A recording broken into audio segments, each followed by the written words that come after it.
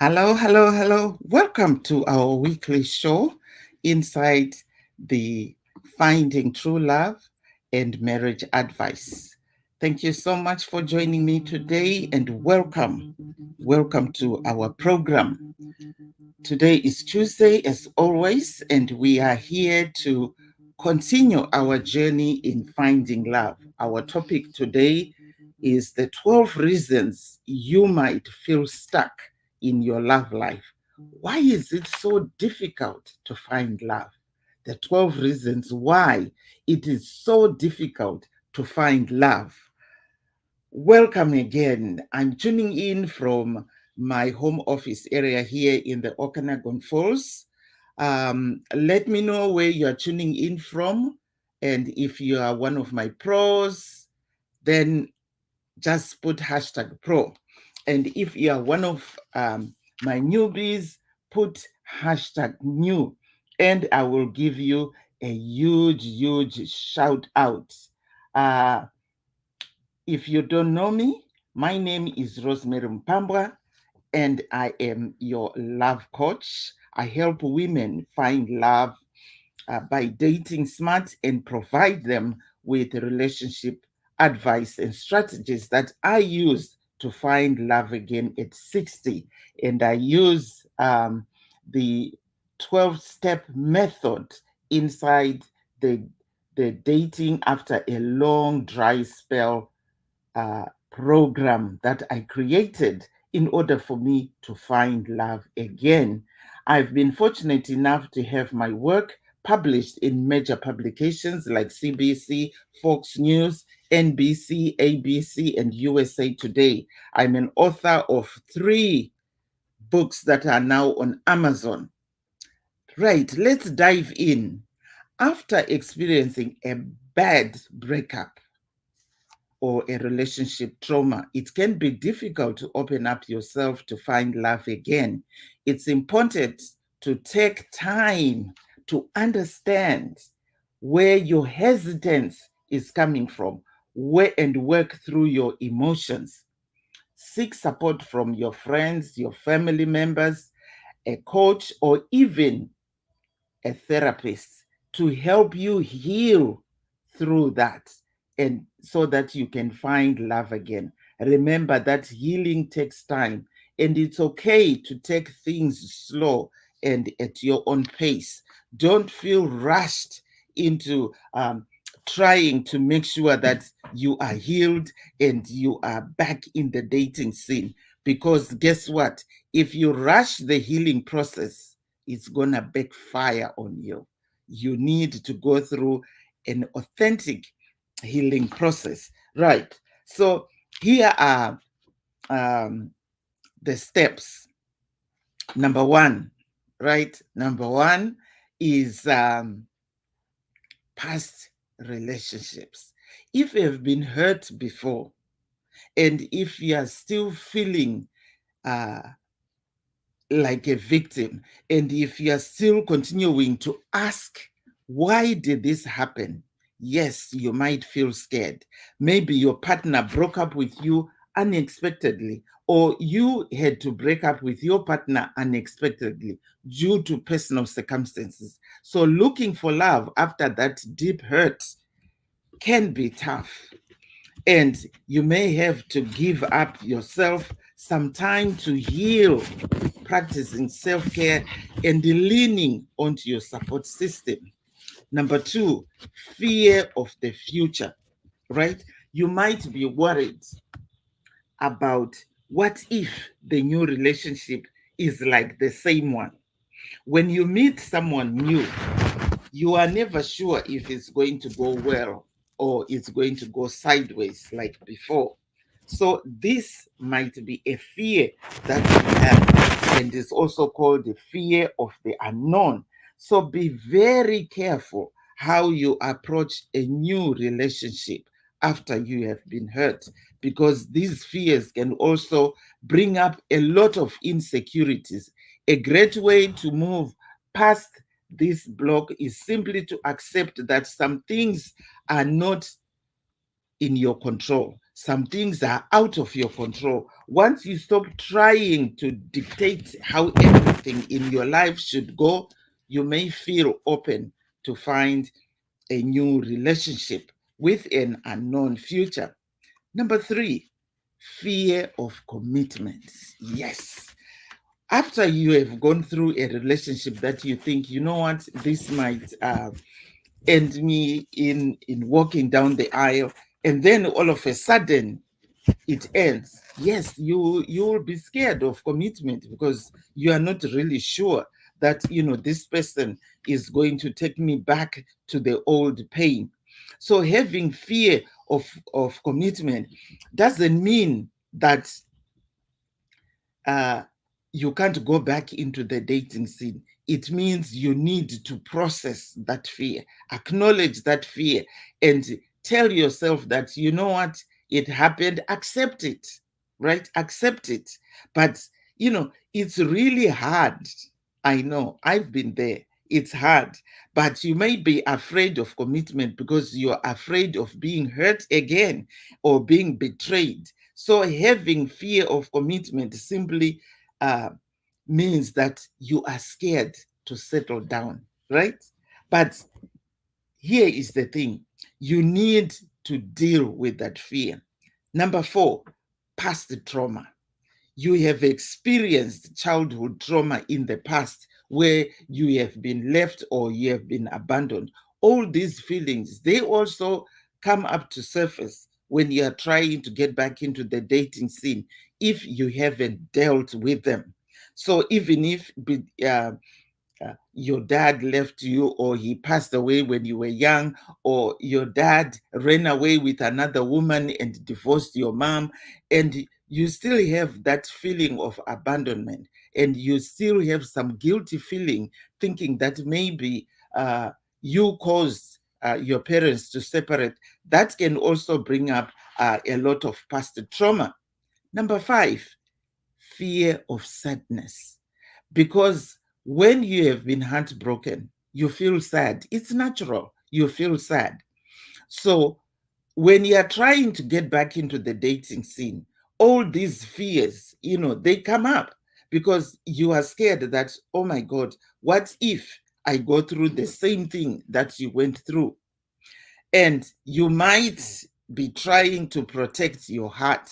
This is when you build a heart wall around you. You build a wall around you, simply trying to protect yourself. But this also comes with a price. The price is you might never be able to let anybody into your heart when you are ready to find love. So the best way to do it is to deal with your pain, go through a proper healing process. Number six, fear of intimacy. Opening up yourself to a new partner can be scary. This is specifically true if you were in a long-term relationship and you were ready to tie the knot. And then, you guys might have a sex together, or, you had some very intimate moments. And then the relationship goes sideways. You are going to be scared of intimacy again because you think, oh my goodness, because for us women, everything is emotional. So when you kiss somebody, when you hug somebody, when you have sex with somebody, it's all emotions. And this is where we get things like the soul ties because of all the people that have come into your life, and you form all these emotional bonds with all these men. And then when they leave you, you still remain with your soul tied to that person. So this will bring a lot of fear of intimacy. Number seven, low self-esteem. Because when you have been crushed, your heart has been crushed, your self-esteem goes downwards, and you'll be so scared to fall in love again. You'll be so scared to get back into the dating scene. So our brains can trick us into thinking we aren't good enough for someone else. And this is the biggest culprit of causing low self-esteem. Low confidence can also come up on these losses. And most areas of our lives will become damaged because, when you lose confidence in yourself, when you lose uh, self-esteem, this is why, a lot of people slide into depression. They turn to drugs, they turn to drinking, or they turn into being workaholics, or they just withdraw from from people, social isolation. And this also causes a lot of scary feelings when you want to get back into the dating scene. Number 8, unavailable partners, right? You were in a long-term relationship and your partner was not present, or you are in a marriage and your partner was always away from you. This could be because he was traveling a lot with work, or maybe he was cheating, you know, going around with other women, giving his time to other women, but yourself.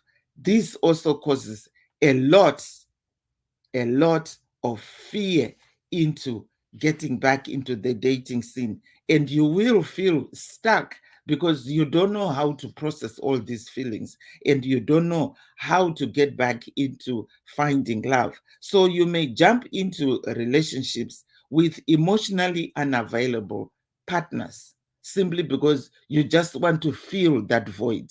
And this isn't your fault.